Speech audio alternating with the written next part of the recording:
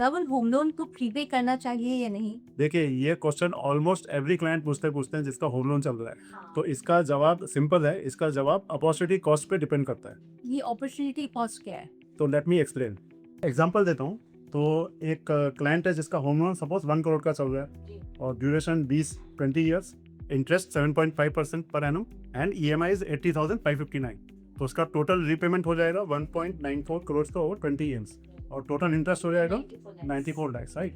और वो per month की उसकी सेविंग्स, एक्स्ट्रा सेविंग्स हो रही है ₹50,000 की, अज्यूम करके चलती है, ठीक है। तो आप दो ऑप्शन है। तो जनरली क्लाइंट्स क्या करते हैं कि प्रीपेमेंट कर लेते हैं। तो option 1 is the prepayment option, where client हर महीने अपने लोन के अगेंस्ट में प्रीपे करेगा ₹50,000 अदर देन द EMI, ठीक है। बिकॉज वो प्रीपेमेंट कर रहा है, इसलिए उसका लोन जो है वो 105 महीने में क्लोज हो जाएगा, राइट। और तो उसका इन्वेस्टमेंट टेन्योर जो है after 105 months he will have excess surplus, वो 135 मंथ्स के लिए वो इन्वेस्ट करेगा।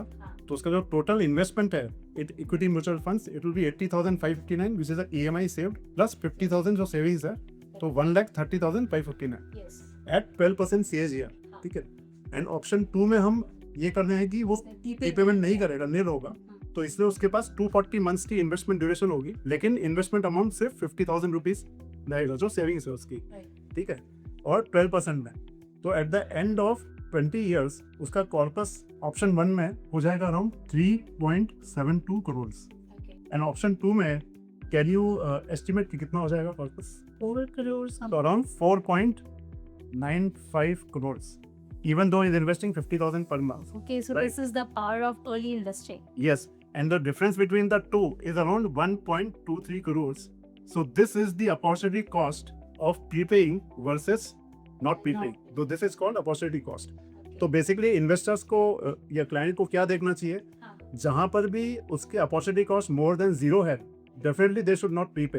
तो प्रीपे किस केस में करना चाहिए? जहाँ पे जो क्लाइंट्स हैं वो कंजर्वेटिव इन्वेस्टर जैसे FD में या पोस्ट ऑफिस में या सेविंग्स अकाउंट में अपना इन्वेस्टमेंट रखते हैं, उनको डेफिनेटली प्रीपे करना चाहिए।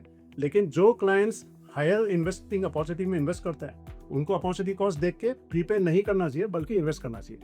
Does that simply make? Yes, it does.